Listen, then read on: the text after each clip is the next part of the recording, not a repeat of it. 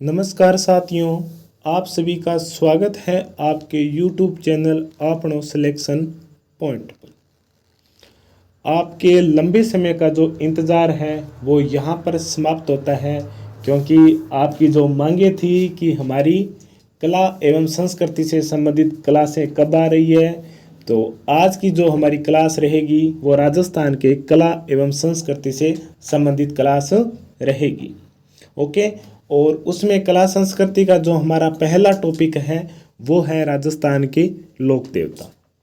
जैसा कि आपको हर क्लास में बताया जाता है कि हमारी जो क्लासें हैं उनका आधार आरबीएससी की किताबें, इसके अलावा एनसीईआरटी की किताबें और इसके अलावा हिंदी ग्रंथ अकादमी की जो बुक है उनको भी सम्मिलित करते हुए उनके नोट्स बनाकर आपको पढ़ाया जाता है ऑनलाइन।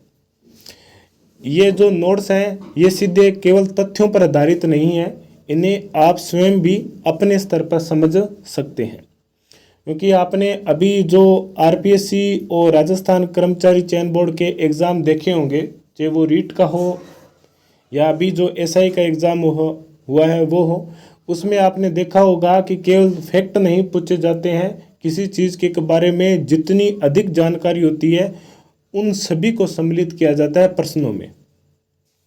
तो हमारी जो क्लासें हैं इन्हीं चीज़ों को ध्यान में रख के बनाई गई है। हमने और हमारी टीम ने पूरी मेहनत के सामने आपके लिए ये क्लासें लेकर आए हैं, जिसमें तथ्य और समझ दोनों चीज़ों को ऐड किया गया है। ठीक है। और ये क्लासें आपके लिए आने वाले एग्ज़ाम में भी बेहद ही महत्वपूर्ण रहेगी। ठीक है।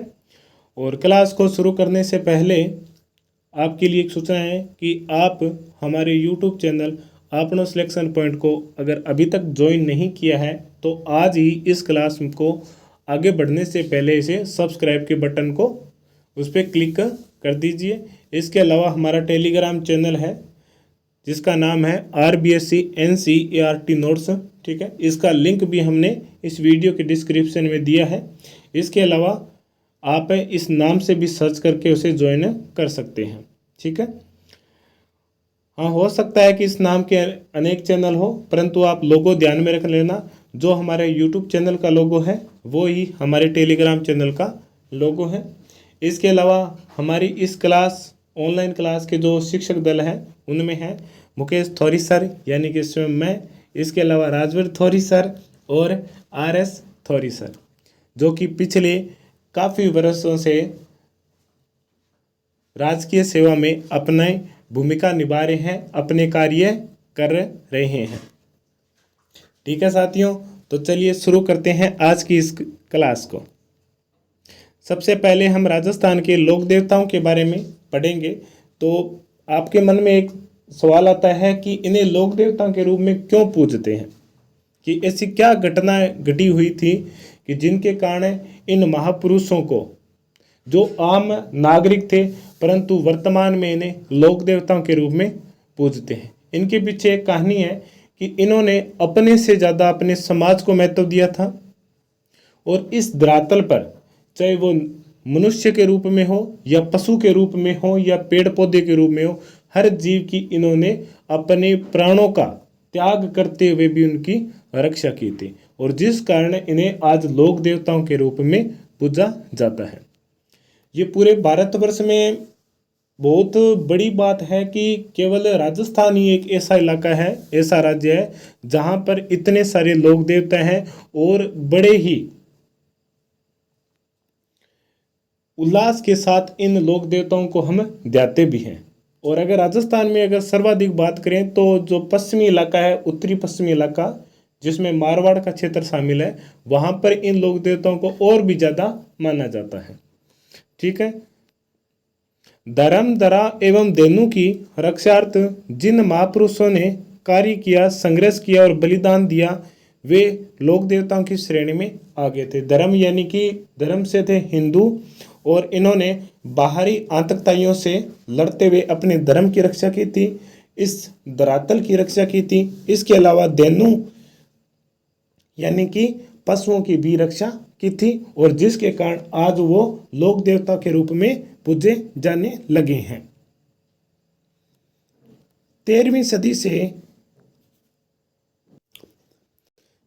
सदी से राजस्थान में इस्लाम के प्रवेश एवं तुर्क आक्रमण के कारण राजस्थान के जनजीवन में काफ़ी परिवर्तन भी आ गया था, क्योंकि 7वीं से 12वीं शताब्दी का जो काल था वो राजपूत काल था, और उसके बाद में मुस्लिम शासक थे, उनका वर्चस्व राजस्थान की इस धरातल पर हो गया था। और लगातार पहले इस्लाम धर्म रहा था और उसके बाद में ईसाई धर्म यानी कि ब्रिटिश सरकार का आधिपत्य रहा था। 13वीं सदी से राजस्थान में इस्लाम के प्रवेश और तुर्क आक्रमण के कारण राजस्थान के जनजीवन में नवीन परिवर्तन भी हुए थे। इस्लामी संस्कृति के प्रभाव और रूढ़िवादी तथा बाह्य आडंबरों से उत्पन्न वातावरण में प्रबुद्ध मनीषियों की चिंतन धारा अब मंदिरों और मूर्तियों की अपेक्षा ध्यान, मनन एवं नाम स्मरण की दिशा की ओर प्रभावित होने लगी थी। इसी 13वीं शताब्दी में क्या हुआ था, एक तो इस्लाम धर्म हावी होने लगा था, 2 नंबर इसमें जो संत थे, लोक देवता थे, वो क्या थे, मूर्ति पूजा और मंदिरों की अपेक्षा करने लगे थे, और नाम स्मरण और गुरु परंपरा में अधिक विश्वास करने लगे थे। और इसी गुरु परंपरा और नाम स्मरण, जिसे हम सगुण भक्ति और निर्गुण भक्ति में बांटते हैं, इनके बारे में हम जो राजस्थान के संत संप्रदाय हैं वहाँ पर बड़े ही आराम से और विस्तार से चर्चा करेंगे, यहाँ पर इनके बारे में चर्चा नहीं करेंगे।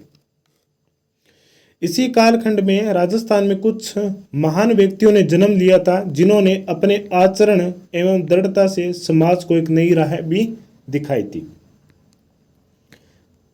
चलिए आगे चलते हैं। आमजन ने उनकी दिखाई हुई राह का न केवल अनुसरण किया, बल्कि उन्हें देवतुल्य भी मानते हुए और उन्हें लोक देवताओं और लोक संत का भी दर्जा दिया था। ठीक है, ये 13वीं शताब्दी के बाद की ज़्यादातर घटनाएं देख लो आप, जितने भी लोक देवियाँ हुई है, लोक देवता हैं और ये जो संत हैं, इनकी जो ज़्यादातर जो घटनाएं होती हैं वही है वो 13वीं शताब्दी के बाद में हुई है। उनसे पहले इनके बारे में हमें ज़्यादा जानकारी नहीं मिलती है। हाँ, राजस्थान की कुछ लोक देवियाँ हैं जो कि 13वीं शताब्दी से पहले ही चर्चा में थी, परंतु अगर लोक देवता और संत संप्रदायों की अगर बात करते हैं तो वो 13वीं शताब्दी के बाद में ही आए थे। राजस्थान में पंचपीर हुए हैं, वो पंचपीर कौन कौन से हैं? पाबू, हरबू, रामदे, मांगलिया, मेहा। पांचों पीर पधार जो गोगाजी जेहा। पाबू, हरबू, रामदे, मांगलिया, मेहा, पांचों पीर पधार जो गोगाजी जेहा। राजस्थान के जो लोक देवता हैं उनमें 5 पीर भी हुए हैं, वो कौन कौन से हैं? पाबू जी, हरबू जी, रामदेव जी, मांगलिया मेहा जी और गोगा जी। इनको 5 पीरों में शामिल किया गया है। यहाँ पर एक बात आप विशेष रूप से ध्यान रखना,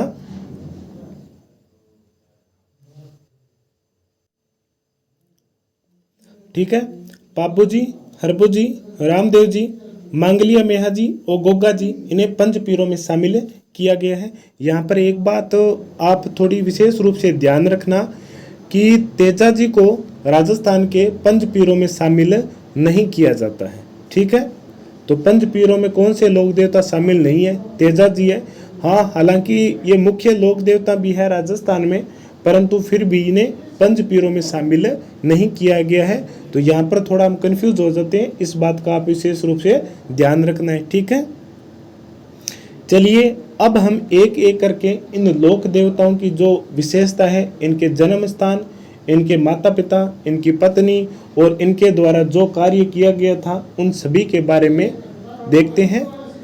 ठीक है, गोगा जी का जन्म हुआ था भाद्रपद कृष्ण नवमी को ददरेवा गांव चूरू में। कहाँ पर हुआ था? ददरेवा गांव चूरू में गोगा जी को भाद्रपद कृष्ण नवमी को जन्म हुआ था। ठीक है, इसके बाद में हम देखते हैं इनके पिता थे जेवर। कौन थे? पिता थे जेवर, जो कि किस गोत्र के थे? चौहान गोत्र के थे। इनकी माता थी बाछल दे और इनकी जो पत्नी है वो है केलम दे या मेनल दे। अब केलम दे नाम है वो कक्षा 9-10 की जो किताब है उसमें मिलता है, और मेनल दे जो नाम है वो मिलता है हिंदी ग्रंथ अकादमी की किताब में। आप कंफ्यूज नहीं होना है, आपको एक तरीका बता देता हूं मैं कि ज़्यादातर क्या होगा कि ये दोनों ऑप्शन एक साथ नहीं आएगा। अगर ये दोनों ऑप्शन एक साथ आते हैं तो आपको इसमें प्रश्न में बाउंस के चांस बन सकते हैं, अन्यथा डिलीट हो जाएगा। ठीक है, अगर फिर भी अगर आप अपनी इच्छाओं को दमन करते हुए इस प्रश्न का हल करना चाहते हो तब आपको कॉलम दे ही करना है। ठीक है, क्योंकि ये कक्षा 10 की किताब में नाम दिया हुआ है। ठीक है, ये कॉलम दे कौन थी? बाबू जी के बड़े भाई बुड्ढो जी की पुत्री थी। गोगा जी के जो गुरु थे वो थे गुरु गोरखनाथ जी। कौन थे? गुरु गोरखनाथ जी। गोगा जी दिल्ली के शासक है मोहम्मद गजनवी के समकालीन थे। याद रखने वाला पॉइंट है कि गोगा जी के समकालीन दिल्ली का शासक कौन था या दिल्ली में किस वंश की सल्तनत थी? तो गजनवी वंश की थी और शासक था मोहम्मद गजनवी। गोगा जी के दो भाई थे अर्जन और सुरजन, जो कि उनके मौसेरे भाई थे। और गोगा जी और इन दोनों भाइयों के बीच में संपत्ति को लेकर के काफी समय पहले से ही विवाद चल रहा था। और एक अन्य घटना घटती है कि अर्जन और सुरजन के द्वारा मुसलमानों की फौज ला करके गोगा जी की गायों को घेर लेते हैं और जिसके बाद में गोगा जी के साथ इनका युद्ध होता है और इस युद्ध में अर्जन और सुरजन के साथ ही गोगा जी भी वीर गति को प्राप्त हो जाते हैं। लोकमान्य कुछ बातें हैं जिसमें यह कहा जाता है कि इस युद्ध के दौरान गोगा जी की जो सिर थी वो ददरेवा चूरू में आकर गिरा था, इसलिए उसे शीर्ष मेढ़ी कहा जाता है। और जो धड़ थी वो गोगा मेढ़ी यानी कि हनुमानगढ़ में आकर गिरती है, इसलिए उसे दुर्मेढ़ी के नाम से भी जाना जाता है। ठीक है, तो अर्जन और सर्जन के साथ संपत्ति के लेकर के विवाद था और उसके बाद में अर्जन और सर्जन के द्वारा मुसलमानों की फौज ला करके गोगा जी की गाय को घेर लेने के कारण इनके साथ गोगा जी का युद्ध हुआ था, जिसमें अर्जन और सर्जन के बीच के साथ ही गोगा जी भी वीर गति को प्राप्त हो गए थे। प्राचीन काल में क्या था कि जो पशु थे, गाय थे, चाहे ऊंट था या घोड़े थे, उन्हें धन के रूप में माना जाता था। आज भी आप अपने जो घर में बुजुर्ग हैं उनसे पूछ लेना, वो उन्हें सिर्फ एक पशु या जानवर के रूप में नहीं मानते बल्कि उसे एक धन के रूप में माना जाते हैं। क्योंकि उस समय, आज अलग बात है कि विभिन्न प्रकार के उद्योग धंधे नौकरियां खुल गई है, परंतु उस समय कृषि और पशुपालन दो ही मुख्य व्यवसाय थे राजस्थान की इस धरातल पर। ठीक है, तो इसलिए इस समय जो पशु थे उन्हें धन के रूप में स्वीकार किया जाता था। और आज भी आप देख लो कि जो ग्रामीण इलाके हैं जहाँ पर ज़्यादा सुविधाएं नहीं है, रोजगार के अवसर कम है, वहाँ पर आज भी आपको प्रत्येक घर में 10-15 गाय मिल जाती है। ठीक है, आगे देखते हैं। गोगा जी का जो जन्म स्थल है वो है ददेवा चूरू, जिसे शीर्ष मेढ़ी कहा जाता है। याद रखना है, गोगा जी का जो जन्म स्थल स्थान है ददरेवा, उसे शीर्ष मेढ़ी कहा जाता है। गोगा जी का समाधि स्थल गोगा मेढ़ी, जो कि हनुमानगढ़ में स्थित है, उसे दुर्मेढ़ी कहा जाता है। ठीक है, गोगा जी की स्मृति में गोगा मेढ़ी में भाद्रपद कृष्ण नवमी को गोगा नवमी के रूप में मनाई जाती है और इसी दिन मेला भी बढ़ता है। किस दिन गोगा जी का मेला कब लगता है? भाद्रपद कृष्णा नवमी को मेला लगता है। कहाँ पर लगता है? गोगा मेढ़ी में लगता है। गोगा मेढ़ी कहाँ पर है? हनुमानगढ़ जिले में स्थित है। इसके अलावा जो गोगा मेढ़ी में गोगा जी का जो थान है वो इंद्रमानगढ़ किले में स्थित है। ये पॉइंट बेहद ही महत्वपूर्ण है। अब क्यों महत्वपूर्ण है? जिन अभ्यर्थियों ने, जिन साथियों ने अभी हाल ही में जो रीट का एग्जाम हुआ था एसएसटी वाला, अगर उस पेपर को अगर आपने ध्यान से देखा होगा तो उसमें ये एक प्रश्न आया हुआ था कि गोगा मेढ़ी में जो गोगा जी का मंदिर स्थित है वो किस दुर्ग में स्थित है। तो इसमें इंद्रमानगढ़ का किला भी स्थित था और भटनेर का दुर्ग भी स्थित था। ठीक है, बहुत सारे कोचिंगों ने भटनेर का दुर्ग ही करवाया था, उन्हें पता ही नहीं था। हाँ, हालांकि ये भी बात सही है कि उस तक जब ये पेपर हुआ था उस समय मुझे भी इसके बारे में पता नहीं था। ठीक है, परंतु जब मैंने इन लोक देवताओं से संबंधित जो नोट्स बना रहा था तो उस समय मैंने कक्षा 9 की जो सामाजिक विज्ञान की किताब है, आरबीएससी की जो पुरानी किताबें चलती थी 2018-19 के मॉडल, उस किताब में और बातें तो सभी की सेम है, परंतु एक बात जो ना मुझे हिंदी ग्रंथ अकादमी वाली बुक में मिली और न जो अभी जो किताबें चल रही है उनमें मिली, वो लाइन सिर्फ उसी किताब में थी और उसमें ये बात स्पष्ट रूप से लिखा हुआ था कि गोगामेड़ी में जो गोगा जी का मंदिर है वो इंद्रमानगढ़ किले में स्थित है। कौन से किले में स्थित है? इंद्रमानगढ़ किले में। ठीक है, तो अब आप देख लीजिए कि ये किताबें कितनी महत्वपूर्ण है। और रीट वाला जो एसएसटी का पेपर था उसमें तो मैं हर एक एक लाइन आपको बता देता हूं कि कौन सी किताबों से आई थी। अब समय बहुत कम है आपके पास में, तो इन किताबों को पूरा विस्तार से पढ़ने के लिए आपके पास समय इतना नहीं है, तो इसीलिए हमारी जो टीम ने मिलकर के आपके लिए ये प्रयास किया है। आप ज़्यादा से ज़्यादा इनसे जुड़िए और अपने सगे साथियों को भी जोड़िए, क्योंकि ये क्लासें आपके लिए बेहद महत्वपूर्ण रहेगी। और इतना दावा करता हूँ कि राजस्थान की इतिहास की क्लासें जो हमने कंप्लीट करा दी है, अब कला संस्कृति की बारी है, वो भी एग्ज़ाम से पहले करवा देंगे। और जो टॉपिक आपने इन क्लासों से पढ़ लिया है वो आपको कहीं और से पढ़ने की आवश्यकता नहीं रहेगी। ठीक है, चलिए आगे चलते हैं। इसके बाद में गोगा नवमी के दिन ही गोगा जी की अश्वारोही बाला लिए योद्धा के रूप में के प्रतीक के रूप में अथवा सर्प के प्रतीक के रूप में पूजा की जाती है। गोगा नवमी के दिन गोगा जी की अश्वारोही बाला लिए योद्धा के प्रतीक के रूप में अथवा सर्प के प्रतीक के रूप में पूजा की जाती है। गोगा जी का जो पत्थर पर उत्कीर्ण सर्प या मूर्ति युक्त पूजा स्थल है वो प्राय गांव में खेजड़ी के वृक्ष नीचे देखा जाता है। हमारे गांव में भी गोगा जी का जो मंदिर है वो खेजड़ी के वृक्ष के नीचे है। और अगर किसी लोक देवताओं के बारे में पूछा जाता है तो वो किस वृक्ष के नीचे है, तो खेजड़ी वृक्ष के नीचे ही माना जाता है, क्योंकि इसे बहुत पवित्र वृक्ष माना जाता है। ठीक है, किसानों के द्वारा खेत जुताई से पहले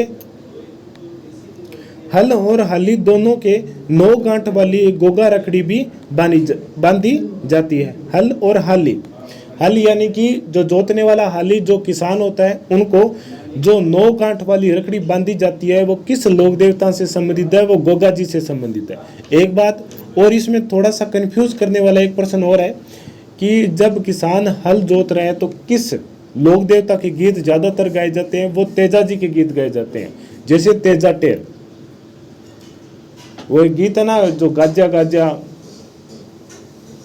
आषाढ़ सावण कंवर तेजा रे लग तो गाजो सावण बादो, तो वो गीत आपने अगर ग्रामीण परिवेश से हो तो आपने भी बहुत बार सुना होगा कि जैसे सावन भादों में बारिश होती है, उसके बाद में खेतों में किसान जाने लगते हैं तो ट्रैक्टरों में, इसके अलावा मंदिरों में भी वही गीत चलता है। ठीक है, तो हर और हाली के जो 9 गांठ वाली रकड़ी बांधी जाती है वो गोगा जी की होती है, और जो गीत गाया जाता है वो तेजा टेर के नाम से है, वो तेजा जी का है। उनके बारे में आगे भी हम चर्चा करेंगे। गोगामेड़ी में जो मंदिर है उसकी जो आकृति है वो मकबरे नुमा है, और इस मकबरे नुमा की आकृति को फिरोज शाह तुगलक के द्वारा करवाया गया था। और मंदिर का जो वर्तमान स्वरूप है वो बीकानेर के शासक गंगा सिंह ने करवाया था। याद रखना, मंदिर का वर्तमान स्वरूप बीकानेर के शासक गंगा सिंह के द्वारा करवाया गया था। गोगा जी को जाहर पीर कहकर पूजने पर सर्पदंश का जो विष है वो प्रभावहीन हो जाता है। गोगा जी को हिंदू में नागराज कहा जाता है और मुसलमानों में गोगा पीर के नाम से भी पूजा जाता है।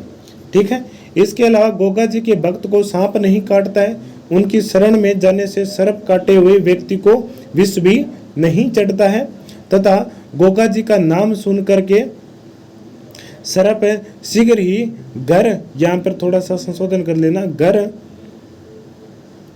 छोड़कर चला जाता है। इस प्रकार की छोटी मोटी गलतियां हो जाती है टाइपिंग में, इसके लिए मैं आपसे माफी चाहता हूं। ठीक है,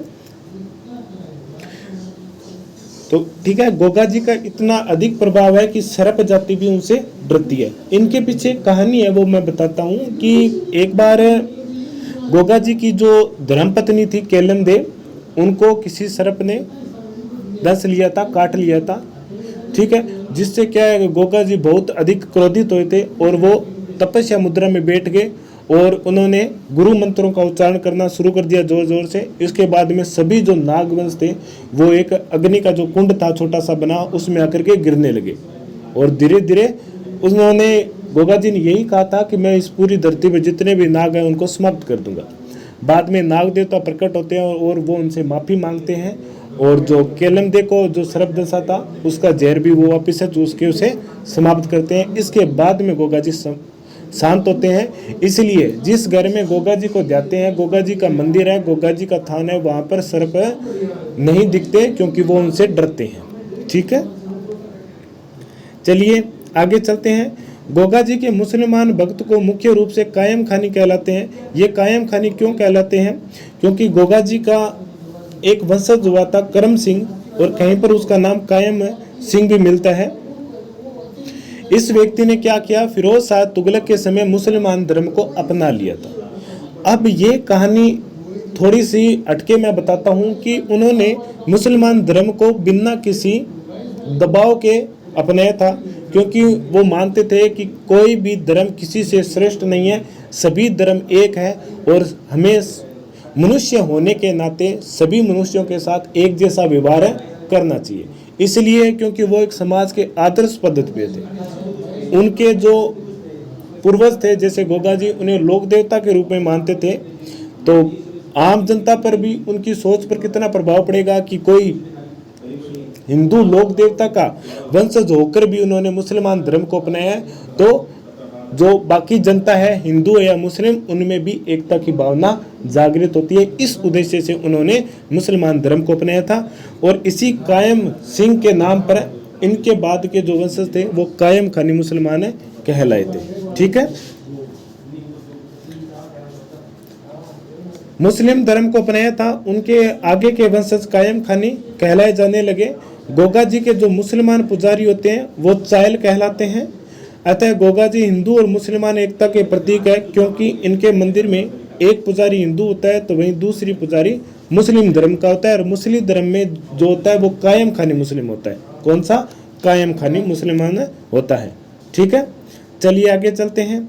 आगे देखते हैं कि गोगा जी के एक पुत्र हुए थे केसरिया कुंवर जी। कौन? केसरिया कुंवर जी। इन्हें सांपों के देवता के रूप में भी पूजा जाता है। केसरिया कुंवर जी का पूजा है वो भाद्रपद कृष्ण अष्टमी यानी कि गोगा नवमी के एक दिन पूर्व में ही की जाती है, और इनके थान पर भी सफेद रंग की ध्वजा होती है। और इनके जो केसरिया कुंवर जी के जो पुजारी होते हैं, भक्त होते हैं, उनकी खासियत क्या है कि वो सर्पदंश से पीड़ित व्यक्ति का जो सर्प का विष होता है वो मुंह से चूस करके निकालते हैं। ठीक है, और इनका एक बहुत बड़ा मंदिर है। पल्लू से हम रावसर की रोड की तरफ जाते हैं तो वहाँ पर एक गांव आता है ब्रह्मसर, वहाँ पर स्थित है केसरिया कुंवर जी का मंदिर। ठीक है, और वहाँ पर भाद्रपद कृष्ण अष्टमी को विशाल मेला भी उस गांव में लगता है। चलिए अगले पॉइंट को देखते हैं। गोगा जी की जो पत्नी थी वो गोगा जी के साथ ही सती हो गई थी, और गोगा जी की मृत्यु कब हुई थी इस बात का याद रखना, अर्जुन सुरजन के साथ युद्ध करते वो वीर गति को प्राप्त हुए थे। इसके अलावा गोगा जी की वीरता का वर्णन कवि मेहा ने गोगा जी का रसवाला नामक जो किताब थी, ग्रंथ है, उसमें किया था। वो किसकी रचयिता है? वो कवि मेहा जी।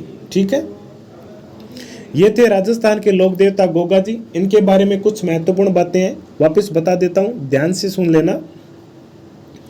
गोगा जी जिनका जन्म ददरेवा चूरू में हुआ था। ठीक है, भाद्रपद कृष्णा नवमी को। पिता थे जेवर दे जो कि चौहान गोत्र के थे, माता बाचल दे, पत्नी केलम दे या मैनल दे। गुरु थे गोरखनाथ जी। गोगा जी दिल्ली के शासक मोहम्मद गजनवी के समकालीन थे। गोगा जी का अपने मौसेरे भाइयों अर्जुन और सुरजन के साथ युद्ध हुआ था, और इस युद्ध में अर्जुन सुरजन के साथ गोगा जी भी वीरगति को प्राप्त हो गए थे। गोगा जी का जो जन्म स्थल है ददरेवा, जिसे शीर्ष मेड़ी के नाम से जाना जाता है, चूरू में स्थित है। गोगा जी का समाधि स्थल गोगा मेड़ी हनुमानगढ़ में स्थित है, जिसे दुर्मेड़ी के नाम से जाना जाता है। गोगा मेड़ी में भाद्रपद कृष्ण नवमी को गोगा जी का बहुत बड़ा मेला लगता है, और गोगा मेड़ी में जो गोगा जी का थान है वो इंद्रमानगढ़ किले में स्थित है।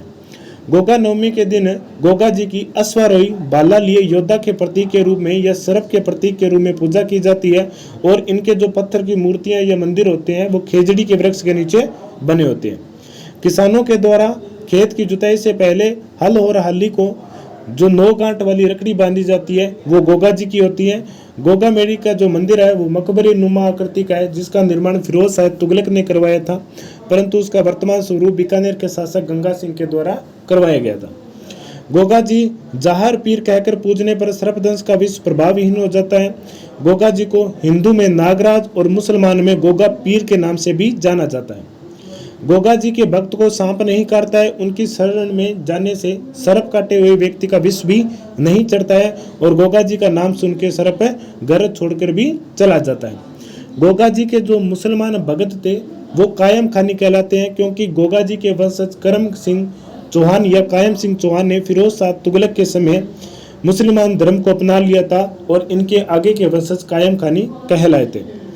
गोगा जी के मुसलमान पुजारी चायल कहलाते हैं और गोगा जी का जो मंदिर है वो हिंदू मुसलमान एकता का प्रतीक है, क्योंकि यहाँ पर एक पुजारी हिंदू तो दूसरा मुस्लिम होता है।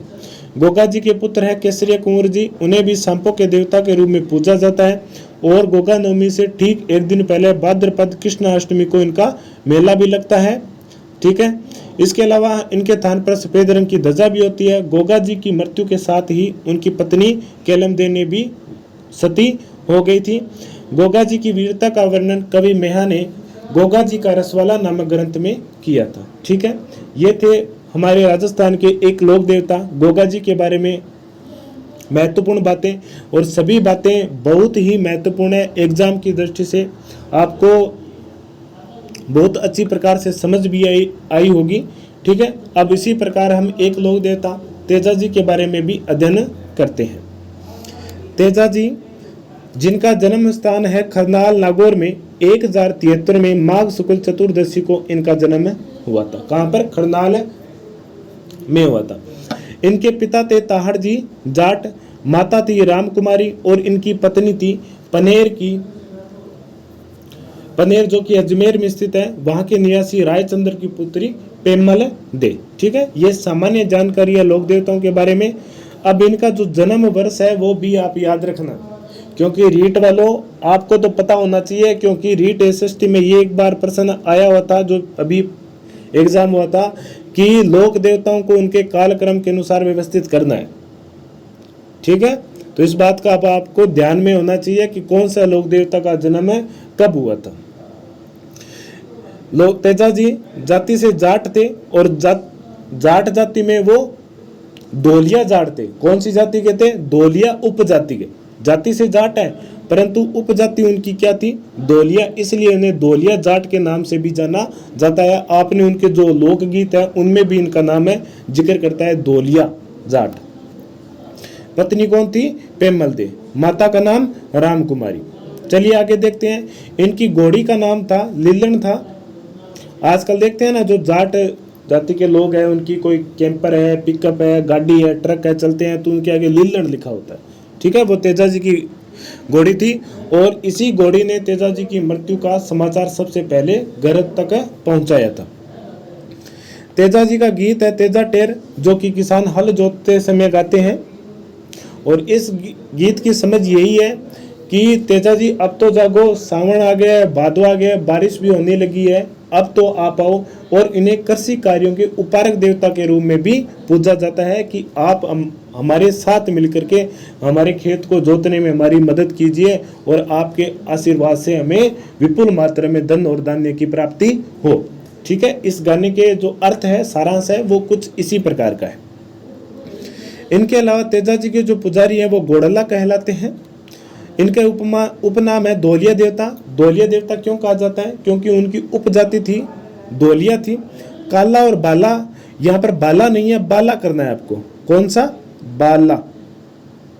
माफी चाहता हूँ कुछ इस प्रकार की गलतियों के। काला बाला नहीं, यहाँ पर बाला करना है आपको। काला बाला का देवता कहा जाता है। काला बाला का देवता क्यों कहा जाता है? क्योंकि काला का यहाँ पर अर्थ होता है नाग। नाग से पीड़ित व्यक्ति को इनके मंदिर में ले जाने पर उनका उपचार हो जाता है। बाला क्या होता है कि प्राचीन काल में एक रोग चलता था जिसका एक उपनाम होता है नारू। इसमें शरीर पर क्या होते हैं, ऐसे फाले से फाले हो जाते हैं। हाँ, भारत उस रोग से पूर्णतः मुक्त 1997 में हो चुका है। उसके बाद में इसके रोगी नहीं मिले हैं। तो उस रोग से पीड़ित व्यक्तियों का उपचार भी तेजा जी के मंदिर में जाने से हो जाता था, इसलिए इन्हें काला और बाला का देवता भी कहा जाता है। इसके अलावा कृषि कार्यों का उपारक देवता और गोरक्षक देवता भी कहा जाता है। ठीक है, चलिए आगे चलते हैं। जब तेजाजी अपनी पत्नी पेमल दे को लेने अपने ससुराल पनेर गए थे, तब उसी दिन मेर लोग लाचा गुजरी की गाय चुरा लेते हैं। अब इसके आगे पढ़ने से पहले इनके बारे में जो एक कहानी है उनको देखते हैं कि एक दिन की बात है कि तेजाजी खेत में काम लगे हुए थे, गर्मी का समय था। तो उस समय उनकी जो बावस थी, बुझाई यानी कि भाभी, वो खाना लेकर आई थी और खाने लाने में थोड़ी लेट हो गई थी, जिससे क्या तेजाजी ने उन पर व्यंग्य कसा था कि आप समय से खाना नहीं ला सकते थे।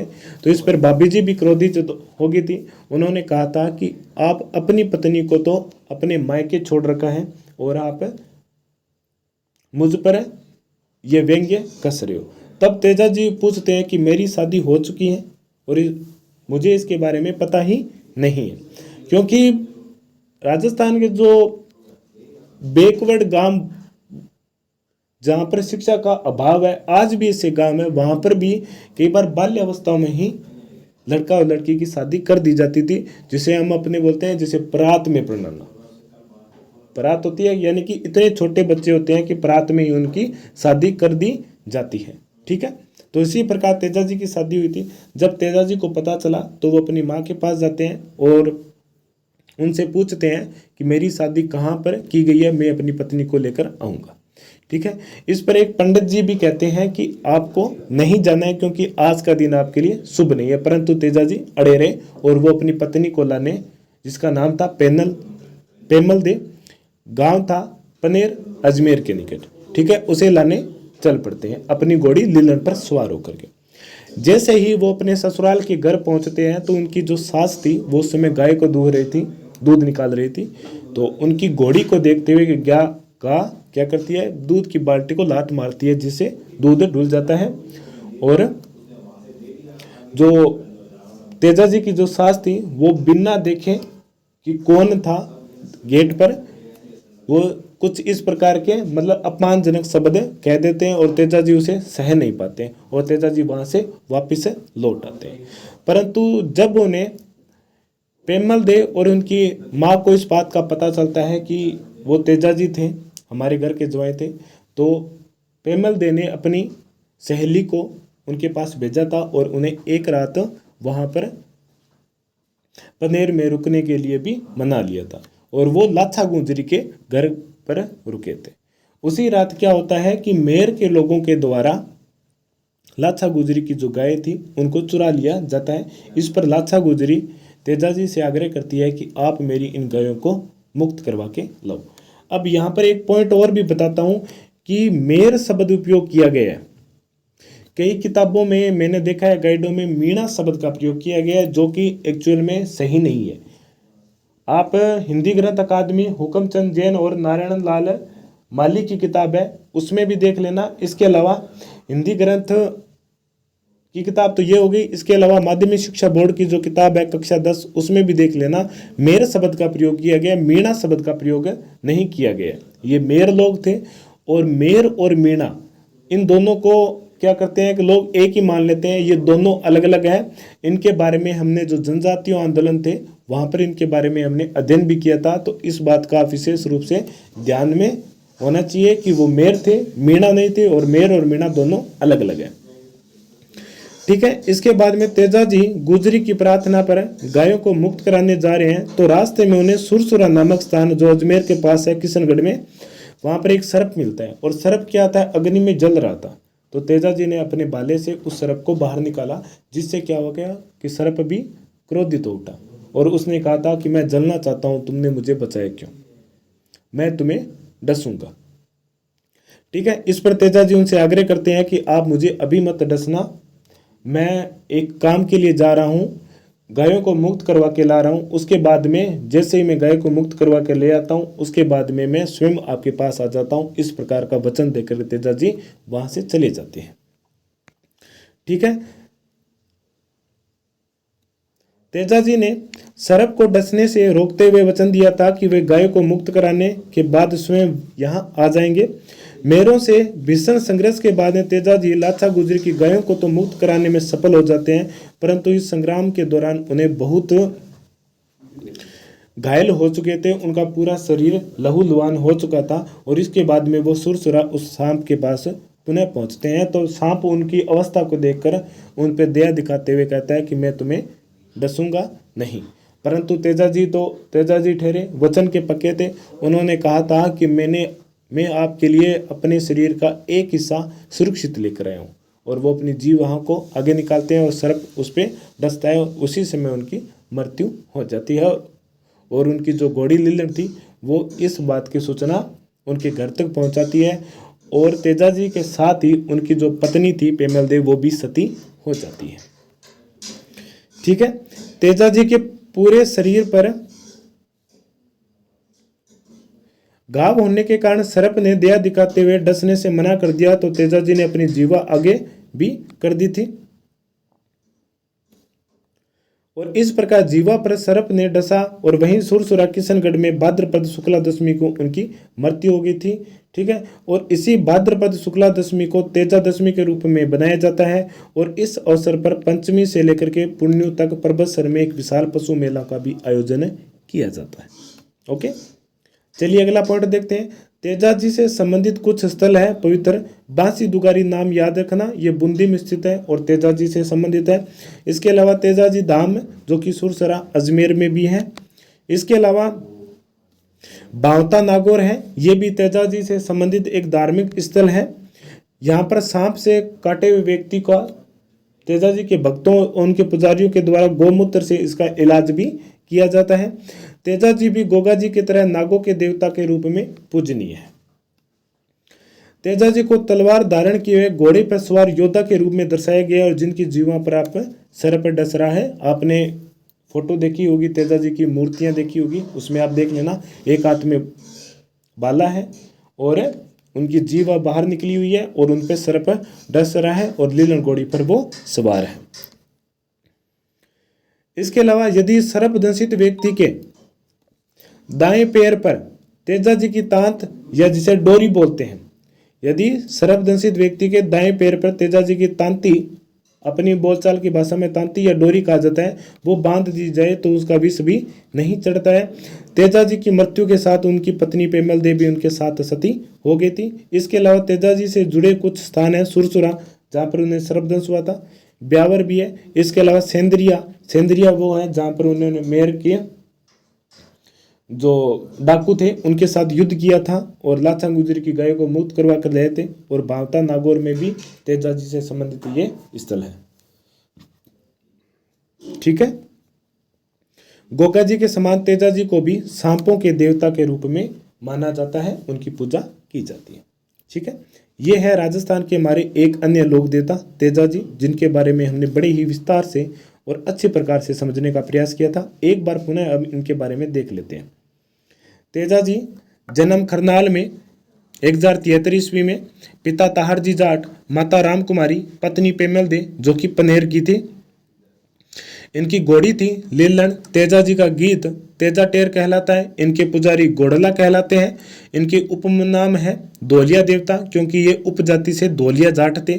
काला और बाला के देवता कहा जाता है। काला इसलिए क्योंकि इनके मंदिर में जाने पर सर्प से पीड़ित व्यक्ति का इलाज हो जाता है। बाला इसलिए कहा जाता है क्योंकि बाला जो नारू रोग थे उसका उपचार भी इनके मंदिर में जाने से हो जाता है। इसके अलावा कृषि कार्यों का उपारक देवता और गौरक्षक देवता के नाम से भी जाना जाता है तेजाजी को। जब तेजाजी अपनी पत्नी पेमल दे को, कुछ थोड़ी सी गलतियां हैं, आप इसमें थोड़ा सा सुधार कर लेना, मैं माफी चाहता हूं इन गलतियों के लिए। पेमल को अपने ससुराल पनेर गए थे लाने के लिए, तब उसी दिन मेर लोग लाचा गुजरी की गाय को चुरा लेते हैं। तेजाजी गुजरी की प्रार्थना पर गायों को मुक्त कराने जा रहे थे। रास्ते में उन्हें सुरसुरा नामक स्थान पर एक सर्प मिलता है। तेजाजी ने सर्प को डसने से रोकते हुए वचन दिया था कि गायों को मुक्त कराने के बाद स्वयं यहाँ आएंगे। मेरों से भीषण संघर्ष के बाद तेजाजी लाचा गुजरी की गाय को तो मुक्त करवा लेते हैं, परंतु इस संग्राम के दौरान उनका शरीर काफ़ी ज़्यादा घायल और लहूलुहान हो जाता है। तेजाजी पूरे शरीर पर घाव होने के कारण भी सर्प ने क्या किया, उन पर दया दिखा दी थी और उन्होंने डसने से मना कर दिया। इस पर तेजाजी ने अपनी जीवा आगे कर दी थी और इस प्रकार तेजाजी की जीवा पर सर्प ने डसा और वहीं सुरसुरा में भाद्रपद शुक्ला दशमी को उनकी मृत्यु हो जाती है। भाद्रपद शुक्ला दशमी को तेजा दशमी के रूप में बनाई जाती है और इस समय परबतसर नागौर में उनका विशाल पशु मेला भी आयोजित किया जाता है। तेजाजी से संबंधित कुछ स्थल है। बांसी दुगारी जो कि बूंदी में, तेजाजी धाम सुरसुरा अजमेर में है, भावता नागौर में है जहाँ पर सांप कटे हुए व्यक्ति का गोमूत्र से इलाज किया जाता है। तेजाजी भी गोगाजी की तरह नागों के देवता के रूप में पूजनीय है। तेजाजी को तलवार धारण लिए घोड़े पर सवार योद्धा के रूप में भी दर्शाया जाता है जिनकी जीवा को सर्प डस रहा है। यदि सर्प दंशित व्यक्ति के दाएं पैर पर तेजाजी की तांत या डोरी बांध दी जाती है तो उसे विष भी नहीं चढ़ता है। तेजाजी की पत्नी पेमल देव भी उनके साथ सती हो गई थी और उनके मुख्य स्थान है सुरसुरा, ब्यावर, सेंदरिया, भावता और गोगाजी के समान तेजाजी को भी सांपों के देवता के रूप में पूजा जाता है। ठीक है, ये दो मुख्य लोक देवता हो गए। अब हम कुछ छोटे लोक देवता हैं, उनको भी राजस्थान के अलग अलग क्षेत्रों में देखा जाता है, पूजा जाता है, उनके बारे में देखते हैं। तल्लीनाथ जी का नाम आता है। तल्लीनाथ जी मंडोर के वीरमदेव के पुत्र थे। इनका प्रारंभिक जो नाम था वो था गांगदेव। तल्लीनाथ जी संन्यास ग्रहण करने के बाद में गुरु जलंधर राव से दीक्षा प्राप्त करते हैं और इनकी पूजा जो मुख्य स्थल है वो है जालोर जिले में अधिक की जाती है और जालोर में ही पांचोटा गांव में जो पहाड़ी स्थल है वहाँ पर इनका मुख्य पूजा स्थल भी बना हुआ है और तल्लीनाथ जी के द्वारा जहरीले कीड़ों के काटने पर उनका उपचार किया जाता है। ठीक है, इस बात का भी आप विशेष रूप से ध्यान रखना है। तल्लीनाथ जी के बारे में ज़्यादा महत्वपूर्ण बातें नहीं है। इनके बारे में जो महत्वपूर्ण बातें हैं कि ये इनके गुरु थे गुरु जलंधर राव। इनका प्रारंभिक नाम गांगदेव था और ये जालोर जिले में अधिक पूजे जाते हैं। पांचोटा गांव में इनका मुख्य स्थान वो बना हुआ है और जहरीले कीड़ों के काटने पर इनकी पूजा की जाती है। इसके अलावा जालोर में भी एक लोक देवता और है जिनका नाम है वीर फत्ता जी। क्या नाम है? वीर फत्ता जी। इनके बारे में भी देख लेते हैं। वीर फत्ता जी का जन्म जालोर जिले के सांतु नामक गांव में हुआ था। लुटेरों से गाय की रक्षा करने हेतु प्राण उत्सर्ग किए थे, प्राणों का न्यौछावर किया था। सांतु गांव में इनका विशाल मंदिर है जहां पर भाद्रपद शुक्ला नवमी को मेला बढ़ता है।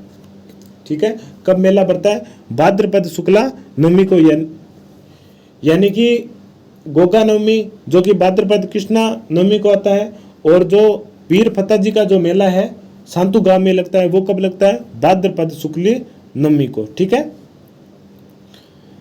इनके बारे में आप जो महत्वपूर्ण बातें हैं वो याद रखना। जालोर के सांतु गांव और सांतु गांव में इनका विशाल मंदिर है और इनका मेला कब लगता है? भाद्रपद शुक्ल नवमी को।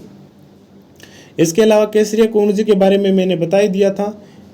ये गोगा जी के पुत्र थे और इनके बोपों के द्वारा सर्पदंश से पीड़ित व्यक्ति का जहर मुंह से चूसकर बाहर निकाला जाता है। चलिए अगले देवता पर चलते हैं। अगले देवता है बिग्गा जी। ये भी गोरक्षक थे। इनका जन्म बीकानेर जिले के रीडी गांव में हुआ था। इनके पिता का नाम राम मोहन और इनका माता का नाम था सुल्तानी। बिग्गा जी जो कि बीकानेर के रीडी गांव से थे, पिता का नाम राम मोहन है और माता का नाम सुल्तानी है। बिग्गा जी को गायों से विशेष लगाव था और उन्होंने अपना संपूर्ण जीवन इन गायों की रक्षा में ही गुजारा था और गायों की रक्षा हेतु ही लुटेरों से संघर्ष करते हुए वो वीर गति को प्राप्त हुए थे। कौन है? बिग्गा जी। इनका मुख्य स्थान एक रीडी गांव में भी है। इसके अलावा जो बिग्गा गांव है वहां पर भी इनका मुख्य मंदिर स्थित है और बिग्गा जी को जाखड़ जाति के जो जाट होते हैं वो अपने लोक देवता के रूप में इन्हें मानते हैं। याद रखना, गोगा जी बीकानेर जिले के रीडी गांव में है से संबंधित है। इनके पिता का नाम राम मोहन, माता का नाम सुल्तानी और बिग्गा जी को भी गायों से विशेष लगाव था और गायों की रक्षार्थी लुटेरों से संघर्ष करते हुए इन्होंने अपने प्राणों का बलिदान दिया था। जाखड़ जाति के जो जाट है वो इन्हें अपने लोक देवता के रूप में मानते हैं। इनका मंदिर एक रीडी गांव में भी है, दूसरा डूंगरगढ़ तहसील के बिग्गा गांव में भी स्थित है, जहां पर 14 अक्टूबर को मेला लगता है। ये डूंगरगढ़ जो तहसील है वो बीकानेर जिले के अंतर्गत ही आती है। चलिए अगले लोक देवताओं के बारे में जिक्र करते हैं। मामा देव जी, जिन्हें बरसात के देवता के रूप में पूजा जाते हैं। ठीक है, इस लोक देवता की एक खासियत है कि इनका कोई भी प्रकार का मंदिर नहीं होता है और न ही वहाँ पर पत्थर या मिट्टी की कोई प्रतिमा होती है, बल्कि एक लकड़ी का कलात्मक तोरण होता है जो गांव के प्रवेश द्वार पर लगाया जाता है। और इसलिए लगाया जाता है ताकि गांव में सुख समृद्धि रहे, कभी किसी प्रकार की सूखा या बाढ़ की समस्या न हो। ठीक है, इसलिए इनका तोरण लगाया जाता है गांव के प्रवेश द्वार पर और लोग इनकी पूजा भी करते हैं। मामा देव जी, बरसात के देवता। मामा देव जी राजस्थान के ऐसे देवता हैं जिनकी मिट्टी या पत्थर की मूर्तियां नहीं होती, बल्कि लकड़ी का एक विशिष्ट और कलात्मक तोरण होता है जो गांव के बाहर मुख्य सड़क पर प्रतिष्ठापित किया जाता है। ठीक है साथियों, ये है हमारी आज की क्लास। और आज की क्लास में हमने लोक देवता गोगा जी, तेजा जी, तल्लीनाथ जी, वीर फत्ता जी और बिग्गा जी और मामा देव, इन सभी के बारे में बड़े ही विस्तार से पढ़ा था। 2 लोक देवता मुख्य थे और उनके बारे में हमने और ज़्यादा विस्तार से पढ़ा था।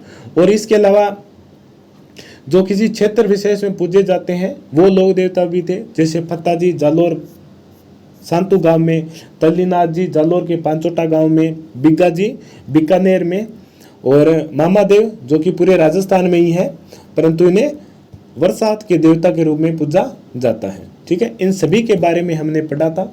आज की क्लास हमारी कैसी लगी? ये हमारी लोक देवता से संबंधित हमारी पहली क्लास थी, तो कैसी लगी है, इसमें क्या कमी है? हाँ, हो सकता है कि कई शब्द बोलने में थोड़ी हड़बड़ाहट रही है, उसके लिए मैं माफ़ी चाहता हूँ। और 1-2 शब्द भी मिस प्रिंटिंग है, उसके लिए भी मैं माफ़ी चाहता हूँ। और हम इन क्लासों में क्या सुधार कर सकते हैं वो भी आप कमेंट बॉक्स में कमेंट करके अवश्य बताना। ठीक है, ये सभी क्लासें आप सभी के लिए निःशुल्क है। ज़्यादा से ज़्यादा अपने दोस्तों को, साथियों को शेयर कीजिए और ये क्लासें आपके लिए एक रामबाण सिद्ध होगी जो आने वाले एग्ज़ाम है उनके लिए। और इन क्लासों को अगर आप पढ़ लोगे तो आपको ये टॉपिक और किसी भी किताबों से या गाइडों से पढ़ने की आवश्यकता भी नहीं रहेगी। ठीक है साथियों, मिलते हैं अगली नेक्स्ट क्लास में। जय हिंद, जय भारत।